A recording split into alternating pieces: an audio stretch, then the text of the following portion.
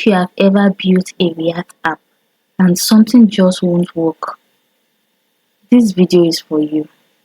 So in today's video, we'll be debugging one of the most common React mistakes developers make. And by the end of this video, you will know exactly why it happens and how to fix it.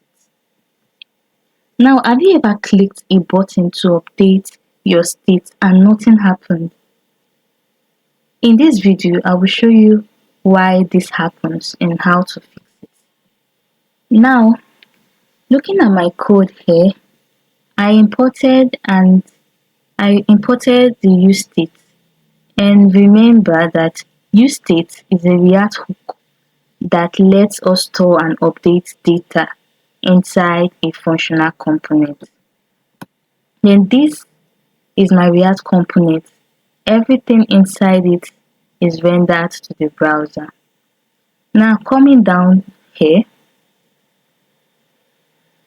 I created a state variable and called it user. And this user holds the current state. And looking at it, it starts with an object with two properties called name and age. Then we have setUser, which is the function that React gives to us to update the state. So coming down here, I have my function to increase age, and this is it. This is how I want you to display it: name, age, and then the button to. So if I click on this button, it should call this function and increase the age. So let's see if it's going to work properly. Okay, let me refresh. Okay, so this is it. Let's try it. Are you seeing it's not working? So why is it not working? Let's go back to our code.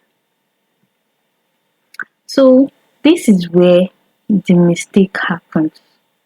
Now we are only accessing age here. We just want to increase the value of age by 1 anytime the button is being clicked. So instead of creating a new object, we are just changing the existing one directly. And if you notice, the object will still remain the same, but we're trying to put in a different value.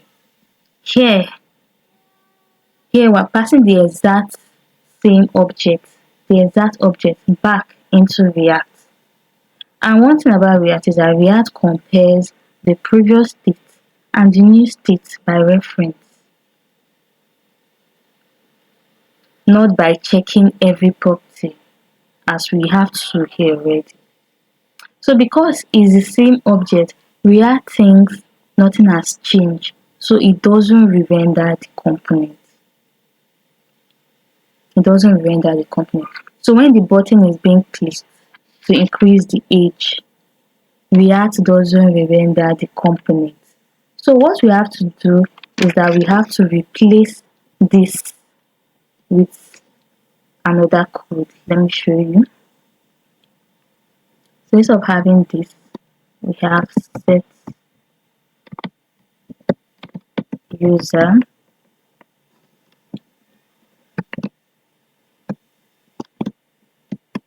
then our spread operator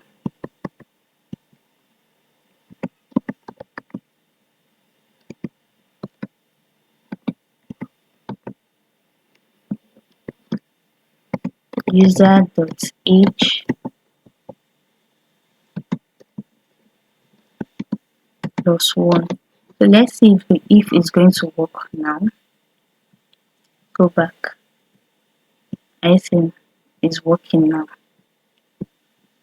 So let's go back to our code. So why do you think it's working? Now we have a spread operator here. Now this spread operator creates a new object instead of modifying the old object. So React is receiving a completely new object. So since the object reference is different, React now knows that the state has been changed and it re-renders the component. So there's even a better way of doing this where we work with this.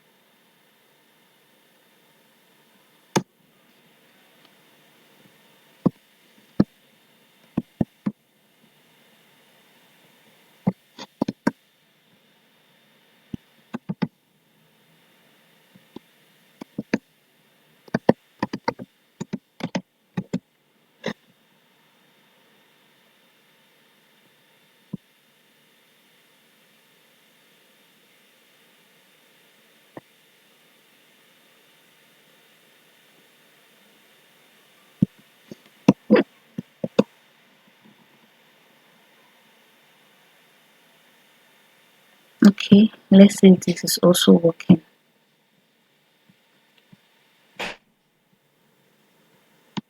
So it's also working. So this uses the previous state.